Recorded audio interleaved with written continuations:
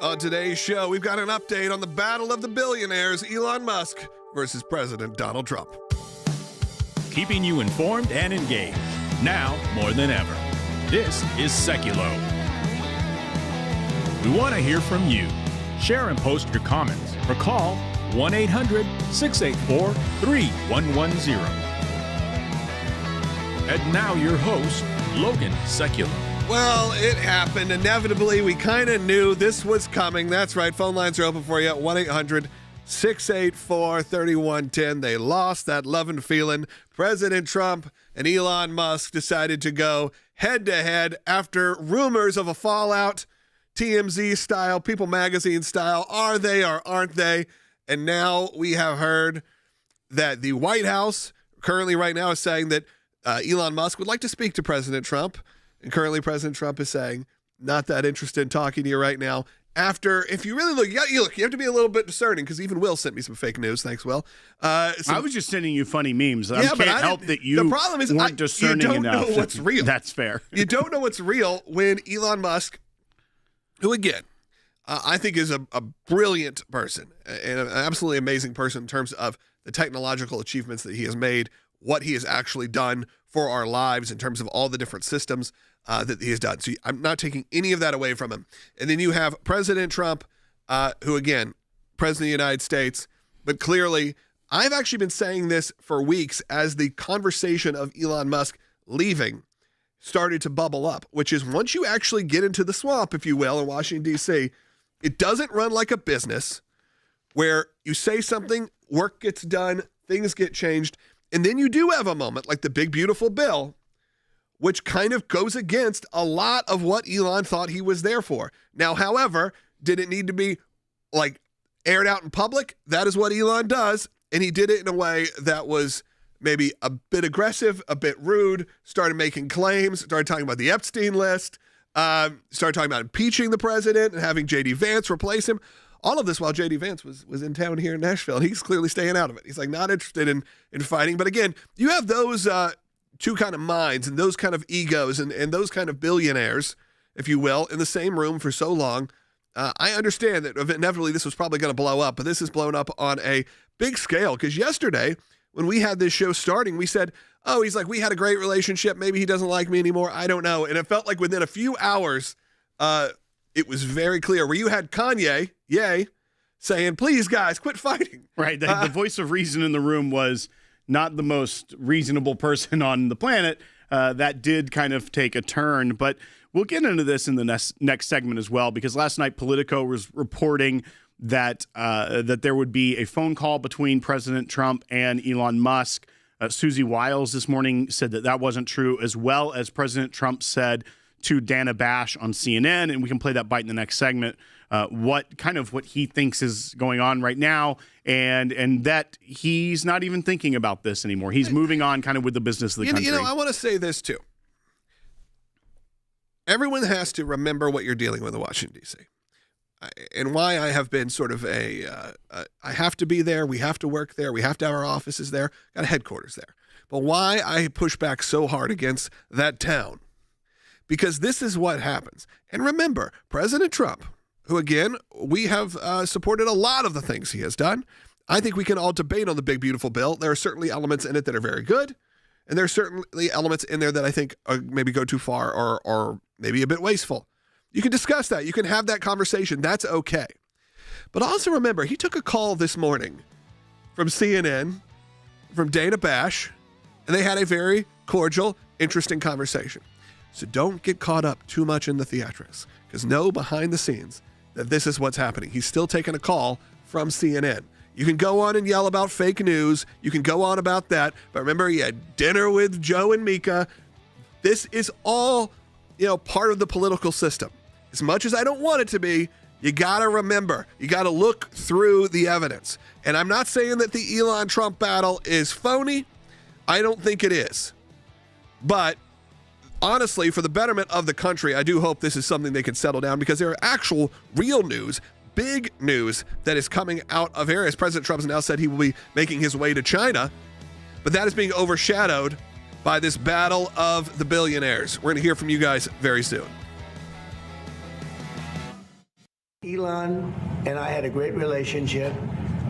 I don't know if we're well anymore. I was surprised. Just days after that lavish Oval Office send-off. He's done a fantastic job. So I expect to remain a friend and an advisor. President Trump and his once top ally, Elon Musk, now in a nasty public feud. I'm very disappointed in Elon. I've helped Elon a lot. The billionaire blow-up is upending one of the most visible relationships in the president's inner circle. This new divide sets up a test of who will have more influence on the Republican Party's future, the sitting president or one of the biggest donors. For months, Musk seemed to be everywhere, from the Oval to Mar-a-Lago. But now the question is he out for good? Musk claiming that without him, President Trump would have lost the election. And they're slinging other claims, against one another. Musk is slinging them against the president, and then the president firing off his own salvos. Elon's upset because we took the EV mandate, and which was a lot of money for electric vehicles. They're expected to speak today. That's according to Politico, who's reporting that conversation is going to happen. And this comes after the tech billionaire's relationship with the president really began to fray yesterday, and we all watched that take place. This all happening less than a week after Musk exited his role as special government employee. White House aides rushed to schedule a call today with the world's richest man to broker a peace deal. Both Trump and Musk were textually active Thursday afternoon, hurling invectives at one another. Here's Trump posting, Elon was wearing thin. I asked him to leave. I took away his EV mandate that forced everyone to buy electric cars that nobody else wanted, that he knew for months I was going to do, and he just went crazy. Well, he said that he's, quote, well, here's exactly what he said, quote, I'm not even thinking about Elon. He's got a problem. The poor guy's got a problem. But he said he wishes Elon Musk well.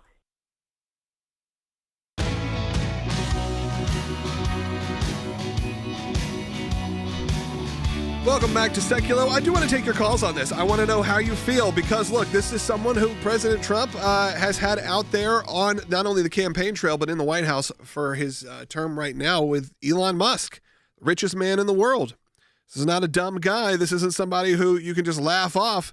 Now, however, does he say some ridiculous things? Is he very socially media active because he owns X and he can say what he wants on his own platform and that gets picked up? Sure. President Trump also went after and said no one wanted your electric cars, started kind of slamming him there. Now, I will say Elon took it up a notch. You can go after somebody's business. Okay, he started saying, essentially equivalating him to being on the Jeffrey Epstein list and what that could look like and calling for his impeachment. It escalated very quickly. Now, President Trump spoke this morning to CNN, to Dana Bash, and we have a bite we're going to play for you. This is her discussing what they said and what that conversation looked like. Well, he said that he's, quote, well, here's exactly what he said, quote, I'm not even thinking about Elon. He's got a problem. The poor guy's got a problem. He said he won't be speaking to him for a while, but he said he wishes Elon Musk well. It was a short conversation. He didn't seem very exercised about it. And the interesting thing is, of course, the context of this is how many people who are in both men's orbits are trying to broker a peace deal, so to speak, and trying to get them to talk because of the concern about the fallout in so many directions. I mean, the blast radius from this fallout is really, really big and very wide. Okay. I don't think I heard that last part till right now. The blast radius is going to be so wide from this, And fallout. Yeah. Okay, these are two billionaires fighting publicly. What could even the fallout be? He's the president of the United States, and he's the richest man in the world. I'm sorry, my sympathy runs a little thin. I don't think for President Trump to be like, I'm not even thinking about Elon. Okay. But now he's saying he's very disappointed. He thinks he's unwell. Look, this is a guy who has been very public about some of his issues and some of the social awkwardness maybe he has, and is on the autism spectrum. We know this. It's not like I'm not disparaging the guy. He talks about it very openly. And look, I'm very proud to say that he is who he is in that sense because it's an amazing inspiration for kids to see. someone that can go from that, become the richest man in the world, and can really change the world. And I believe he has, from Starlink to SpaceX to Tesla to, I mean, you should go back to PayPal and eBay and all of the things that he has touched over the last 30 years. Really impressive guy. And it was really great to have someone, to be honest, like him, you'd say on the conservative side. He called for a start of a new political party. We even know, even if you're the richest man in the world, it's just about the hardest thing that I think anyone has ever tried. Every time they flirt with a third party, unfortunately, it falls apart because the machine, just like he probably learned, the machine in Washington, D.C., has very few winners. Well, and here's another way also to look at this is it's kind of when you have the richest man in the world that's able to, buy a company on a whim to make it a free speech platform or send rockets into Somewhat space. as a joke, yeah. What is one of the most frustrating things probably in the world? The bureaucracy in 100%. Congress, everything that is about the way that DC works today is what would frustrate someone who is able to achieve that greatness. And when his goal was to come in and eliminate waste and try to balance the deficits and try to tackle the debt issue that the United States have, we really can understand a little bit why that frustration could bubble over when something like the big, beautiful bill seems at odds with what he had been working for. Yeah. Now, the other part of that is that when you are in business and you have the luxury of being able to fire people at will, get rid of departments if you need to. Very different. You can do those things because there isn't the checks that are on the government. The entire reason a big, beautiful bill is happening is because it has to be done through reconciliation. Because our system is so broken, you can't get a straight bill through the Senate because of the filibuster.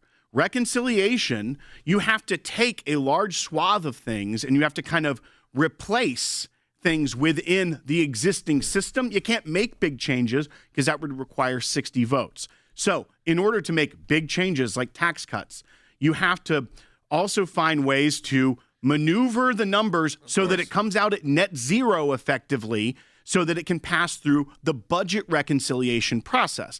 That isn't the best way for this country to operate. That is the reality of the very partisan environment we're in. And I can also see how that would frustrate someone very much like it frustrates me, like it frustrates Elon Musk. But what we also see is when you are a billionaire, both the president and the richest billionaire in the world, you don't get to that level without a very strong self-confidence and ego. And when you feel challenged, that's why people were trying to almost seed this happening in the Democrat media for a long time of like, there's going to be a big blow up. They're hanging out too much. It kind of was a little inevitable there'd be a falling out. Now, I don't think anyone thought it would look like this, nor would they want it to look like this. And I don't think it's necessarily great because of some of the things that, like you mentioned, that yesterday during the call with President Xi and President Trump, they agreed to have a meeting in China and the talks continue. Jordan texted us and said, in France, where he is, that's all anyone's talking about because of the global ramifications. Yeah. Here in the United States, people were saying, hey, I don't even think people know that. If you've got some bad story you want to get out, drop it now because no one will care. Yeah, because everyone is paying attention to this, fight online between Elon Musk and Donald Trump, two best friends who had a falling out. Look, we've all been there at some point. It's never fun, but you know what? Maybe we didn't air it out in public. Look, maybe there's things we can look at like, hey, President Trump, maybe let's not call it the big, beautiful bill. I get the joke. I get it's the Build Back Better, the BBB and all that, but you know what? Take things more seriously. Show us that you're being serious with this. And if it becomes, you can have a clever name. A lot of times they have clever names, but when it becomes a little too far in the comedic sense, maybe we have an issue. This is coming from me, who is typically one. I'm not usually one fighting against having comedy. Little jokes. But if you're talking about a massive spending bill for a specific reason, maybe making it that silly in name is not going to make the base too thrilled. Now, do I think this sends people falling apart? No. I think most people who supported President Trump will probably continue to support President Trump over Elon Musk. I don't know if that's true, but it feels that way. Maybe you have some of those moderates that were in the middle that he won over. And I think Elon did a terrific job of bringing over a lot of people who were not. I think I could say that about Elon, about Tulsi, about RFK. These are a group of outsiders to the Republican Party that I do think brought a lot of votes. Let's go, though, to Justin in California, who's online, too. Justin, you're on the air. Hey, thanks for taking my call. I mean, yeah, I commend Elon's work and contributions to the government, especially with Doge and uncovering just vast waste and fraud and abuse. I also think, and I understand your point of view, and I think it's unreasonable. I can see it from Elon's point of view, but I think it's unreasonable for the government and for President Trump to not put forth a bill that has the government spending money. Justin, it is kind of inevitable. I mean, it's not like, and again, maybe that's sort of the naivete that maybe was coming from a new group of people that were going to come into Washington, D.C. and change things up. And I think that's what we see. The government's obviously going to keep spending money. We know this because you know what? They don't want their money cut. They don't want funding to be cut because they're looking out for their interest as well. Well, and as well, the reconciliation process isn't an appropriations bill. This is kind of what sets up the spending and the mandatory spending and things of that nature. And so in reality, a budget reconciliation bill is always going to be very large. But the difference is that the Trump administration is trying to show that, like, we are still working on promises through this because, as Justin said, you're going to have to pass bills that are spending bills. And really, they're not going to be great ever until we can fix the brokenness of wanting to rein in between both parties, government waste, fraud, and abuse. But, I mean, it does deliver trillions of dollars in savings. It does have resets levels of things that were way too expensive, makes tax cuts permanent in ways. Like there are and the border, it gives money to the border. Like there are a lot of campaign promises in the bill that also do cost money. So you, in order to do this process, have to pull from somewhere and put here and able to actually get something passed because the Democrats are never going to let anything get passed. I want to keep taking your phone calls. I want to hear from you at 1-800-684-3110. Look, if you like this show, by the way, 2 great ways, absolutely free, that you can continue to support the work of the ACLJ, even if you don't have the financials right now to make a donation. I'm going to encourage you today to download the ACLJ app. It's a great way to stay in communication with us, watch this show, sign petitions, get all of our content absolutely for free, no paywall. You can do that at aclj.org/app, scan the QR code. And if you're new and you're on YouTube or Rumble, or you just haven't subscribed, half of you haven't, do it now. One of the topics at hand right now is President Trump announced yet another travel ban. You were kind of involved a little bit. We were there last time around. Yeah, and of course there'll be litigation on this, but there was a case called United States versus Hawaii back in 17, 18. We were involved in it. I was representing Donald Trump, the president then, and we were involved in some aspects of it as from a legal standpoint. And of course, I think we filed a major brief in that case, and the conclusion was a 5-4 decision in favor of the administration, recognizing that they have the right to control access to the country from various other countries of origin where there's problems. So the court said 5-4, the president has that authority. So all this is doing, this new executive order, is updating the previous executive orders as it relates to countries that will not be allowed access to the United States. And when you look at this order, it very much does look similar to what was then called the travel ban 2.0, as the first one needed to be reworked. And as you referenced, that was some of the work that you were involved in during that first Trump administration. And when you look at it, following very much that framework of the 2.0, I guess this would be 3.0 at this point, it seems like this should be relatively quick to get through the courts, knowing that there's already the precedent set based off the first administration. The United States versus Hawaii, which was the first case that dealt with constitutionality of the travel prohibitions from various countries of origin for access. We were involved in that, in the second rewrite of that, because I remember where we were. We had a bunch of our lawyers were in at dinner at a project. We were doing something in Vanderbilt in their executive education program with a lot of our team. And it came in that night. The call came in, and we went to work on it, drafted it up that night, got it out, and then ultimately we were successful at the Supreme Court. So the president, this is just reasserting the rights he already has.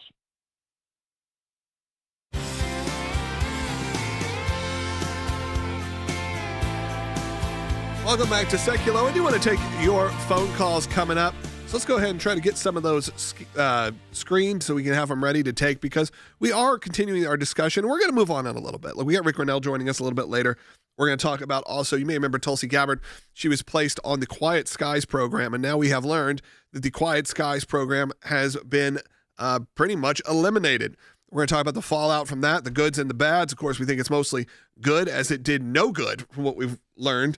But we'll talk about that coming up, as well as continue the conversation about Elon Musk and President Trump, what it looks like. What's the fallout? Is there a fallout here? I know a lot of you are siding with one or the other, or just saying hopefully they can get back going and get back along. We know that President Trump, he reached out, or someone reached out saying he wanted to speak with President Trump today. And President Trump has said, not really interested right now. We're going to let things cool down for a little bit. And I understand that. Anyone who's run a business, anyone who's had to deal with people who you have issues with, it's not always the best to deal it when emotions are running hot. And they clearly are, as Elon started to throw out some pretty outrageous allegations. And President Trump has said to people like CNN, saying, hey, you know what, I hope the guy's doing well. I wish no ill will towards him. But of course, also has to throw in, his worthless cars that nobody wants and that kind of thing. So, President Trump doesn't take fully the high road ever, but higher road, I guess, than maybe where Elon is coming from right now. But again, the frustrations that happen in Washington, D.C., I can't explain how annoying it all is. You've had Rick Renell come on the show and say, I leave as soon as I can. There is a reason, and it's not because it's a blood sport, like they say, or because everyone's so tough. It's just so difficult. And it's one of the issues we've talked about on the air here for years. It is so difficult to get things done. And that's why when the ACLJ, when we have a big celebration and we have a big victory, understand the fight to get a law changed, to get anything moved, for status quo to be disrupted, it is nearly impossible in Washington, D.C. However, nearly. It's not 100% impossible, but you got to have patience, as Axl Rose once said, and you got to give it time. And you got to have the best of the best. You got to have an incredible team working on your behalf. And that's why here at the ACLJ, we do hire the best of the best. I believe that. We hire the best media team. We hire the best legal team. Because you can't do it. You have to be able to wait it out. You have to be going through the disappointment, through the frustrations. You have to go through all of that to finally get to an inevitable, hopeful victory. Not inevitable, a hopeful victory. Because sadly, in Washington, D.C., the people who are representing us, a lot of times are representing themselves. And you have to find the good people that are involved. And I believe there are good people who really want things to get done in Washington, D.C. But there are a lot of long-timers. There's a lot of new blood also that comes up, and they are, essentially becoming celebrities. They are not taking the job seriously to work in a bipartisan way or work towards. Look, I think we're seeing that with those cuts. So many of the cuts, I think a lot of people were very, very excited about. Finally, we're seeing government waste end. And then you turn and you look at some of the issues when it comes to some of the funding that maybe, like our call said, to think that government spending can't exist. Of course it's going to exist. There are things we want our government spending on. I want to make sure that our servicemen and women are not treated poorly when they get back home, that they do have their medical bills taken care of, that they can afford to buy groceries. I want to make sure that we are taking care of people when they need it, and that we're not falling into a trap of just deport everybody because it looks good on paper without actually spending the time to be nuanced on this. If we can't be at all nuanced, you're going to run into situations like happen right now, which is a campaign is very different than a presidency. And I think Elon Musk has learned that over the last few months, as sad as that may be. Well, and when you also look at the way that even Dana Bash, I want to read that line from that bite we played.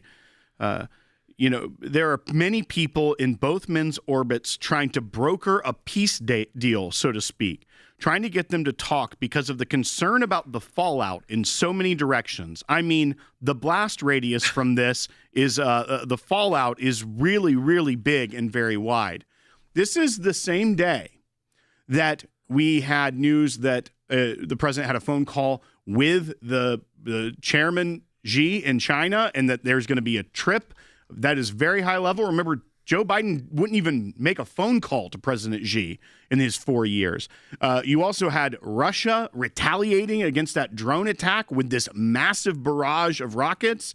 You had President Trump hosting the Chancellor of Germany and talking about the world order as far as Ukraine and getting him to kind of side with the president in some things.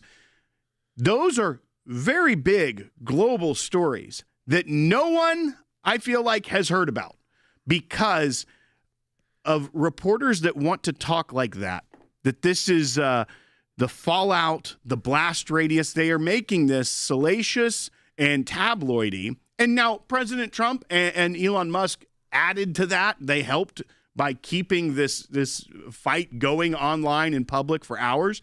But at the same time, it also shows you that the people in Washington, especially the Washington media, they thrive off this kind of salacious, partisan politic that... well, this is what they've wanted. Exactly. They have wanted the fallout. And their fallout is show any sign of vulnerability, because right now the Democratic Party is in a complete free-fall mess. But when you have now two of the biggest names in current MAGA conservatism, as you will, fighting it out online and getting real petty, it shows cracks in the armor. It can happen. You can actually see how things can fall apart. And a midterm election is not too far away. I just saw a comment come in from Mr. X-Man, good name by the way, says, I will always be Team Jesus because I'm never disappointed with human beings acting like humans. And I think that's true. There will always be the sense that you are dealing still with human beings who are flawed, have issues. No one escapes that. And they certainly, it is why we should not be putting up our political figures as some sort of, spiritual guide or spiritual leadership. They are here to make sure our country is running safely, securely, that you're taken care of financially, that things aren't going, horribly wrong with the economy, that we're safe, that we're protected here. Those are the things that they should be worried about. And I do think there is a mental mind flip that can happen here, where we got to quit worshiping these people, because you got to understand that there is no reason to. They are there to represent you and to make sure that we as the American people and as America in general are stable. That is all I want, some stability. I want to make sure that we are protected, that we can feel safe to walk down the streets, whether you are Christian or Jewish or atheist or Muslim, that you can walk down the streets, not be afraid you're going to get attacked because the way you believe, which is what it is in the Middle East. But we're seeing that now in the streets of America. We want to make sure that we're still taking care of people like the way that Jesus would do, while also being respectful of the money that we have to spend, and make sure that it's not being wasted and sent to places that don't even exist or to organizations that don't even exist. There's a way for all of it to get done. We can meet in the middle on a lot of this. But if we spend our time on social media fighting, it just feels like you're ignoring the real issues of the day. And when President Trump has an opportunity now to go to China and start to solve those problems, that is what the story should be right now, not the fight of the billionaires. We're going to be taking your calls coming up. We also want you to go to the ACLJ website at aclj.org. Download the ACLJ app if you're with me. Also, we have a second half hour coming up. If you don't get us live on your local station, find me broadcasting live each and every day on YouTube, Rumble, or however you get your podcasts. Be right back in less than a minute. Welcome to the all-new ACLJ app. Expert analysis and insight big tech can't censor. Customize your news and get real-time alerts on the issues you care about. Advocacy is now at your fingertips. Take action, make a difference. Support the causes you care about with just one tap. Be the first to know. Breaking news alerts sent straight to your inbox. Everything you need, all in one place. Stay informed, stay empowered, download today. We are so excited to announce the ACLJ's brand new app, completely redesigned to provide you with the best tools available to partner with us at the ACLJ. You can watch the daily Sekulow program, sign the petitions, customize your ACLJ membership experience, donate with the click of a button, and receive up-to-the-minute critical updates that the mainstream media can't censor. Just scan the QR code on your screen or go to your phone's app store, search ACLJ, and click install. It's that simple. Keeping you informed and engaged, now more than ever. This is Sekulow. And now your host, Logan Sekulow. Welcome back to Sekulow. Second half hour, of course, we are talking about the, how did Dana Bash put it? She said the fallout. The blast radius could be quite large. For the Battle of the Billionaires, again, and if you're a WWE fan, you get the reference here. The Battle of Billionaires, originally Vince McMahon versus Donald Trump. And now you have... I mean, you missed a golden opportunity for the thumbnail today, Logan, to just copy the Battle of the Billionaires artwork, You know what? A lot of people on the IWC, the Internet Wrestling Community, they've been posting that. So. Got it. So you know what? I didn't inform our team. I should have. Obviously, President Trump and Elon Musk, the honeymoon's over. The fallout has begun. I don't think this is some sort of pretend shell game here. I do think that a lot of this has to do with frustration in Washington, D.C., and Elon Musk not be able to take it. And I do think you're talking about very, very strong personalities. Unfortunately, though, this has distracted a lot of the mainstream media because there is some real things happening. And we're going to be talking about that coming up next with Rick Grinnell as the Quiet Skies program, the TSA program that we know that Tulsi Gabbard was put on and a lot of people have put on over the years where you were being monitored, is being shut down by the Department of Homeland Security. So we're going to talk about what that looks like, why do we think that's important, and why we think that's actually a good thing. I know some people will be like, why is that a good thing? When you hear about the facts of that program, I think you'll agree with us. But also, President Trump had not just a call with President Xi Jinping from China. There is now planned movement for our relationship with China, whether you like that or not, by the way. I know some of the comments say don't go to China, but it looks like President Trump will be making a trip. That's right. So that has to do with the trade issues that the United States negotiators are working out, and it's going to a high level. One, we found out that the negotiations will continue, that the U.S. Teams will be meeting soon again with the Chinese counterparts, as well as an unplanned time yet, but there was an invitation from Chairman Xi to President Trump and Melania to come over to China, of which the president said he accepted, so they will be working on that. But I think there's another angle to this too, Logan, and this is something that is quite frustrating when you've been around conservative politics for a long time, and that is sometimes conservatives are their own worst enemy. They get in the way of we have the Senate, the House, and the presidency right now. And everyone focusing, and I was as well. It was hilarious on the internet yesterday. The memes were top-notch. It was the best meme day maybe ever. It was the best of memes. It was the worst of memes. But it was very funny, and it was entertaining. I preferred the baby J.D. Vance ones that went around for a while. Oh, those were making a comeback yesterday as he being the child of Elon and President Trump. Very funny. He was like, I'm hanging in Nashville with Theo Vaughn. I'm not dealing with y'all right now. But that being Daddies said, are fighting. It while entertaining, sad for the country that was the focus and the big issues weren't, and that people were able to score political points. Like AOC had a very witty comeback when asked by a reporter what is going on here. Well, you're just trying to make the chat go crazy. No, what I'm saying, though, is that the right thing to do is, one, President Trump has moved on truth. He's no longer posting about Elon. But I do think for the good of the country and for the movement, the conservative movement, something needs to be resolved of it. Some sort of reconciliation or even just no more hostility in order to say, hey, look, here's what we are focused on doing. And it does seem that President Trump has moved on. Elon, in some of his later statements later in the night, seemed like maybe he was cooling off. But I do think there was damage, not just to the country's perception, perhaps. President Trump has been saying what he wants to say for a long time. But I do think for the movement, with the midterms coming up, there needs to be some sort of fix there. All right, phone lines are open for you. Rick Riddell's going to be joining us in the next segment, and then after that, I'm going to take all the calls we can. So if you're on hold right now, Rich, James, Len, stay on hold. We got 3 lines open, 1-800-684-3110. As always, continue to support the work of the ACLJ, whether that's financially or just by engaging. Almost 490,000, we're 489,000 people are just on our YouTube channel We're changing the world, everybody, one subscriber at a time. And we know only about 50% of people that watch this show each and every day even subscribe. So you can do me a big favor. While we're in this break, which is going to be very short, I promise, hit that subscribe button right now. I want to see that number pop. Be right back. The Trump administration confirmed reports it will shutter the TSA's Quiet Skies program. The program was used to secretly surveil Americans deemed national security risks since 2012. Today, I'm announcing that TSA is ending the Quiet Skies program, which involved having a federal agent follow U.S. citizens as they traveled by air. It was created by Obama in 2012 to supposedly track dangerous individuals.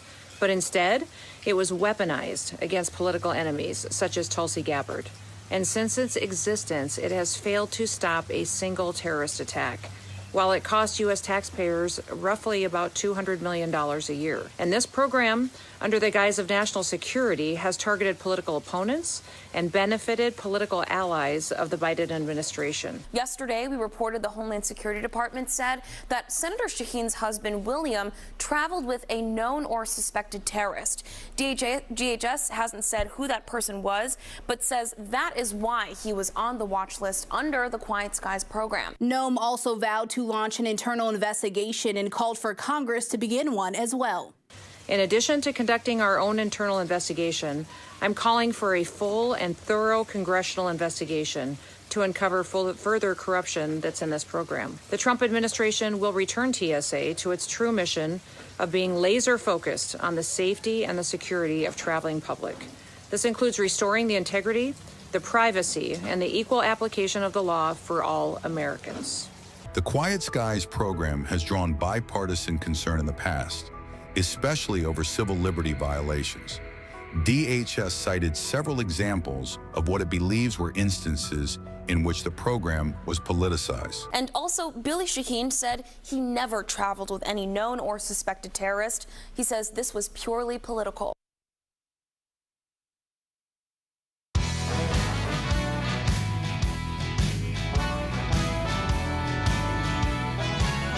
Welcome back to Sekulow. We are going to take your calls in the next segment. We got one line open still, 1-800-684-3110. Rick Grinnell's joining us. Rick's been a quiet day in Washington, D.C. Not a lot of issues going on, not a lot of feedback. But hey, we want to actually talk about some issues that we feel like are important for our audience to know about and to be following what's going on. And one of those, and maybe Will could even set us up here, one of those has to do with the TSA and the TSA's Quiet Skies program, which some of you may be familiar with.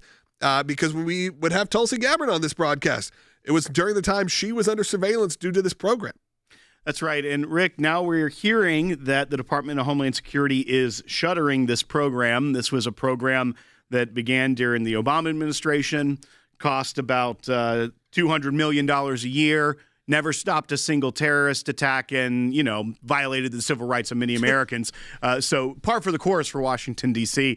But, what's your take on this? Is this the right move at the right time from DHS?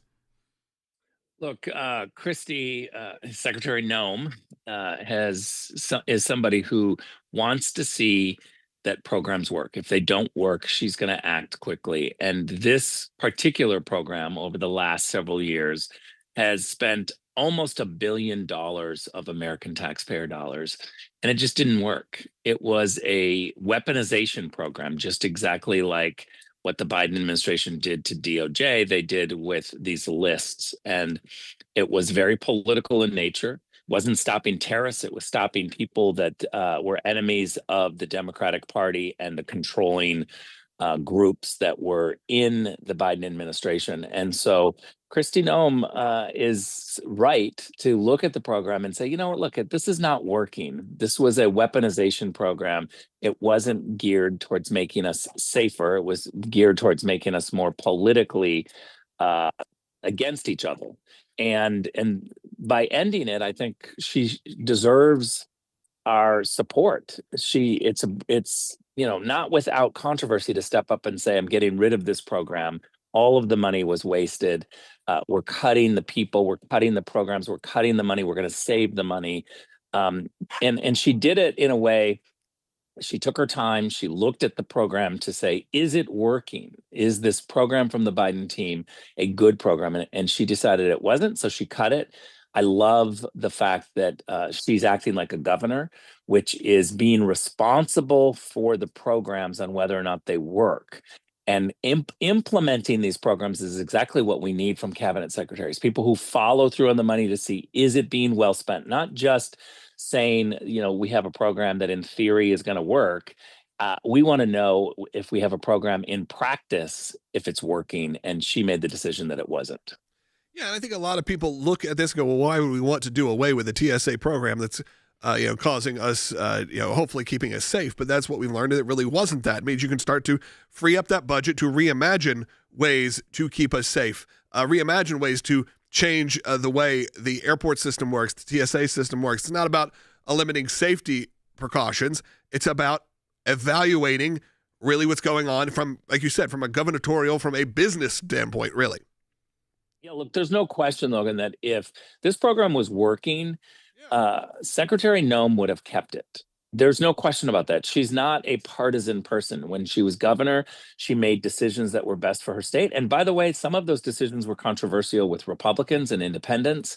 Some of the programs were controversial with Democrats. What Kristi Noem has demonstrated is that she knows what works and is willing to make tough choices and tough decisions to make sure that the money is spent wisely. This program didn't work. It needs to be cut. I would challenge other secretaries, other cabinet members to really look at the programs that their divisions, their bureaucracies are spending our taxpayer dollars on, and ask the question, is this program working? Does it justify the hundreds of millions of dollars that we're spending on it? If the answer is no, step up, take the political hits and do it, cut it. Rick, when you look at this specific program, and one, seems very much like the encapsulation of how things should work within the executive branches. When something's not working, cut it. And that's also what was a promise of the Trump administration when President Trump was running, that he was going to make reforms, make changes where things weren't working, do away with, and try to make government more efficient. And you see this, but they also, when he was running, ran on transparency and openness. Do you think we need to see, whether it be an inspector's general report or something of that nature, even just a congressional report, but into the types of abuses that went on? Because we know the high level of Tulsi Gabbard, which was high profile, obviously, and now the director of national intelligence. But just what extent that this program could have or potentially did violate civil rights of U.S. citizens? Yeah, well, I thought the way you characterized that was perfect. It's not vindictive. It's trying to figure out transparency and accountability. We spent almost $1 billion on a program. I think there needs to be an evaluation. There needs to be an honest assessment. How was that money spent? Did it work? What were the abuses of it? What were the outcomes? I believe that transparency is not political. I believe that when government officials, whether they're Republicans or Democrats, when they come forward and they say, look, we tried this program, it didn't work, we're cutting it, or there was abuse here, or we did something wrong. I believe that when we're honest and transparent with the American people, that the American people then say, I trust the government more. And right now, people don't trust the government because we see these shady things. And so when you have transparency and when you have accountability, it may seem like it's painful to go through. It may seem like, oh gosh, we mismanaged funds or we spent money poorly. But I actually think for the long run, it helps the public see that there is accountability, and they will have faith the next time you come up with an idea and decide that you're going to spend hundreds of millions of dollars on it. Obviously, we can't let you go without at least talking about some of the top stories that are going on today. China obviously is in the news, but obviously Elon Musk and this whole kind of debacle has been breaking. And there's a lot of people with a lot of feelings on it. And I know that you're involved in a lot of inner circle stuff, so I don't want you to violate any trust that you need to. But I think there are concerns when people see this and go, okay, it's not only just a battle of the billionaires, as I said, as President Trump and Elon seem to be talking it out, but how should people, especially those listening who are are concerned about this, take all of what's going on for the last 24 hours? Well, first of all, I think President Trump is right in that, he was thankful for Elon Musk's support. Doge did some great things, but to be able to say, look, not any one person gets to have their way constantly. There's going to be disappointments. You're not going to be able to impact every single decision. I think that that's a strong leader, and the president is saying, look, I value Elon Musk's ideas and support, but I'm the president and I'm going to make the right decisions. And I think the non-political people tend to not get that. They just think that everything runs like a business, and that's not true. There's politics and everything. And I love the fact that President times have we talked about Washington, D.C. just operating so differently than any sort of business or environment that really anyone could step in, including the richest people in the world. Yeah, exactly. And I think that's what we're seeing play out is the president is the president. He ran, he was almost assassinated. He's put skin in the game, and he's the one that's going to be accountable for these decisions, and he's going to make the decisions, and he can rely on people like Elon, but they don't get to control the government. The president is in charge. Rick, thank you so much for joining us. Will, you got any last... No, I thought it looked like your mouth was about to open, so I didn't want to stop that. You're like, Rick, thanks for joining us. As always, we always appreciate your feedback, your advice, and your commentary.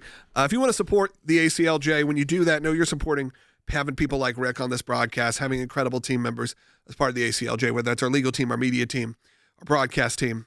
We can't do it without you. Right now, it's usually when I'd be saying, please call, but phone lines are completely jammed. So right now, if you're watching, you're one of maybe the 3,000 or so that are watching live right now, hundreds of thousands if you watch later on.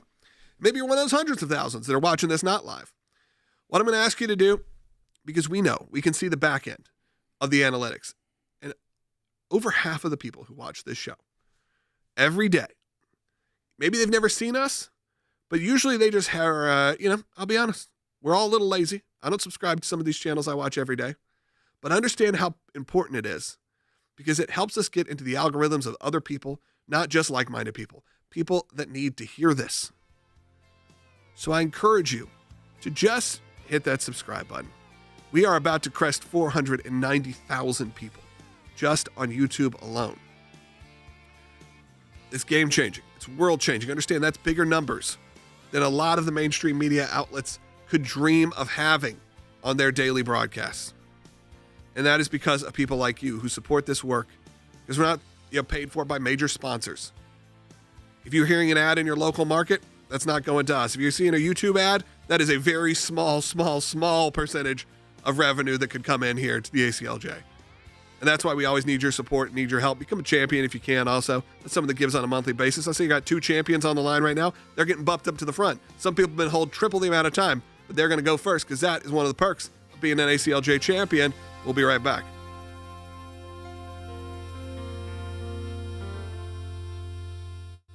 Elon and I had a great relationship.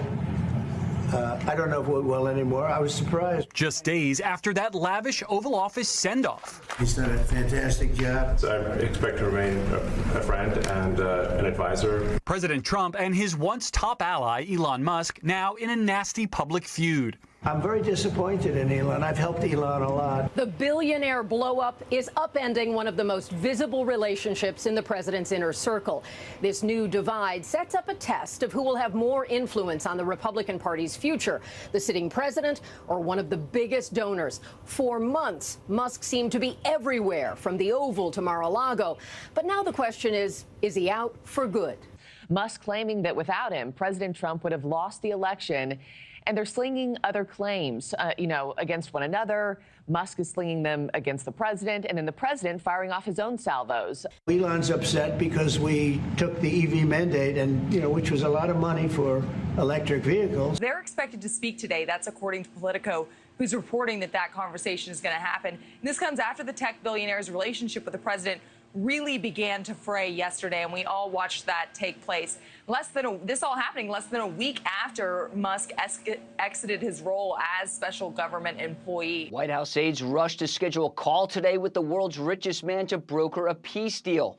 Both Trump and Musk were textually active Thursday afternoon, hurling invectives at one another. Here's Trump posting, Elon was wearing thin. I asked him to leave. I took away his EV mandate that forced everyone to buy electric cars that nobody else wanted, that he knew for months I was going to do, and he just went crazy. Well, he said that he's, quote, well, here's exactly what he said, quote, I'm not even thinking about Elon. He's got a problem. The poor guy's got a problem. But he said he wishes Elon Musk well.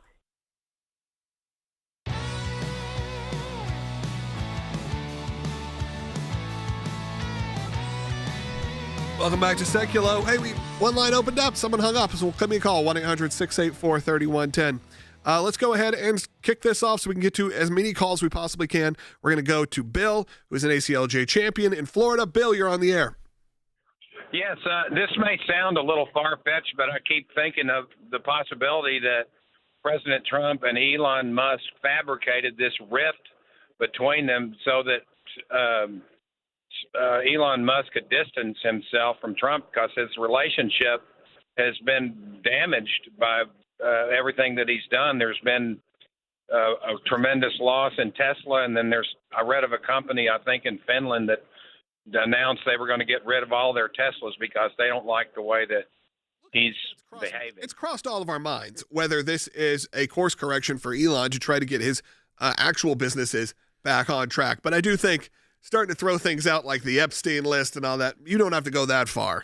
I also think Tesla stock went down aggressively yesterday when this all started playing out, and I think the number reported was Elon Musk lost about $34 billion in stock value personally with it tanking like that yesterday. So I don't know that was really the price that they would have done. I know there is a lot of theories out there. I think this was a pretty genuine fight aired publicly. But I do see a lot of people posting like their Trump-wrapped Cybertrucks. Like, what are we going to do with this?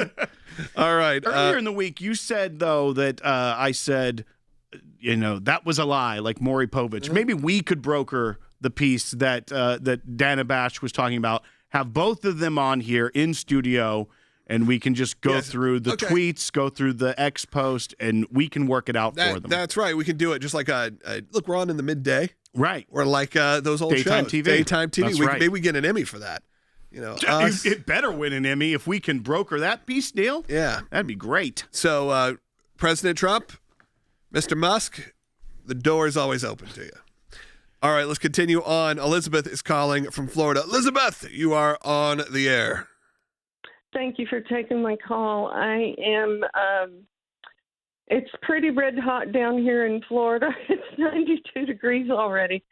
But I wanted to call and put in a plug for all the ACLJ, for all the work they've done, even for people I don't necessarily agree with. Sound fair? Yeah, I think that Elizabeth, we saw you referenced the Green Party and some of the election rules that we were getting involved with last time. Look, it's true. The ACLJ team, what I've always told you is, sure, we are here to support Christian conservative values, but we also know that those values have to be protected, and sometimes it's protected in ways that is unique, ways that are different, ways that aren't just directly tied to Christian conservatism, because we know that if they go after another party or if they go after a candidate, there's a good chance they can turn that law back on you. That is what our concern is on some of what we talked about yesterday. Right, exactly. That I was just going to say, talking about the auto pen issues and the investigation retroactively, while it may be inconvenient or not what politically you want to see because of the damage that was done by the Biden administration, but that's also why we're going to tell the truth, and we're going to call it like we see it and say, I think it's maybe a short-sighted investigation, especially if they try to rein in certain things, because it could hurt what we value down the road. What happens when you see the executive proclamation of, reinstating the ban of funding of abortion and things of that nature, when the next president comes in and says, I'm going to undo that, because also, not just because I don't like it, but this can never happen again because I think the president was mentally unfit to make that decision. It's things like that you have to think of. How can it hurt if you start putting limits on the executive, if you start putting things that are extra constitutional, outside the Constitution, as restrictions. It's not good for the country or for what we hold dear in the long term if you start to do that. All right, let's keep going. We got 4 minutes, 3 calls. Let's try to do it. Let's go to James in New Mexico. James, you've been on hold for a long time. Apologize. Go ahead. Sunday, more than likely to go to pottery. Put James back on hold. We'll try to get to him. All right. Sounds like he was at a pottery class. David is calling. Let's go to David. David, quickly, go ahead with your comment. Let's say the news channel. Yeah, I was wondering if the ACLJ could put together, as you being attorneys, a constitutional amendment that we could do as a grassroots type thing to make Congress do a balanced budget. Sure. Our legal team is listening, David, right now, so maybe they can get that done for you. We'll put in that request. Will and I are not attorneys, but we do kind of play one. The constitutional amendment process, David, very, very difficult. I feel like especially something on like a balanced budget. But, I don't know that there's a more noble cause than trying to balance the budget through a constitutional amendment. That would be nice. So, David, appreciate your call. Let's go to Lynn, who is calling in New York on YouTube. Lynn, you're on the air. Hi, I just had a comment for President Trump and Elon Musk. You both have an ego problem right now, so take the egos, put them in a closet, lock them up, throw the key away, and move on. And I think President Trump's already started that, so Elon, it's up to you now. Well, we know Elon's reached out to try to maybe make amends on a phone call. President Trump says, let's let cooler heads prevail, give us some time here. So we'll see. Just like any time apart. Sometimes you just got to respite. You got to give a break. You got to take a minute. Yep. All right, let's go. Last call. James in New Mexico. You there, James? I'm here. Go ahead. I just wanted to comment real quickly that, I'm disbelief opened the door wide open for the Democrats. And, the fallout, the radius blast is nuclear in proportion. President Trump, comment for him, please seek God daily in everything you do, and things will straighten out. I kid you not. Yeah, James, I agree with you. I think that's true for everyone who's listening to this. You should be doing that every day yourself. So I appreciate James. Great call, great comment to wrap up the broadcast here. Look, we got 2 minutes left. Usually, we went through those calls pretty quickly, Will. Yeah, we did. I didn't monologue. You didn't monologue. We let them monologue. Yeah, there was very succinct good comments also. So we appreciate everyone who called in. Look, it's Friday. We hope you have a great weekend. Try to take some time for yourself, for your family. Relax, rest, spend time in prayer. Know that the political side of all this, sometimes it can be very entertaining, but it shouldn't be controlling every aspect of your life. And look, today we've just simply asked you to download that ACLJ app or subscribe. So you can do that right now on our YouTube channel. You can download the ACLJ app in the App Store. Those are great ways to get involved with the ACLJ without, just saying, support the work, donate. No, you have to donate. Sure, that helps. It goes a long way. But these are easy ways to really support the ACLJ. I'm sure at times, specifically as we head into some of these bigger summer months, there's going to be things we're going to ask you to do that will be not as easy as that. And I want you prepared. I want you to be ready because we have a big second half of the year planned here at the ACLJ. Our legal team is ramping up. You've heard about it so much. Our media team, even more so. We're working on new studios. I was talking to our crew before this about our new studio options that we're going to be having all over the world. Because like we've said, the ACLJ stands for the American Center for Law and Justice, but our borders do not exist. We are around the world. We have the ECLJ. It's the European Center where my brother is right now. We have teams in Jerusalem at ACLJ Jerusalem. The European Court of Human Rights. We're at the UN. We're involved in politics here when we have to be. And of course, we're there to support your views and your rights as Christians to believe how you want to believe, to worship how you want to worship. And we're doing that, again, around the world, whether that is in the DRC or Europe or America. It was a great week. I'll talk to you on Monday.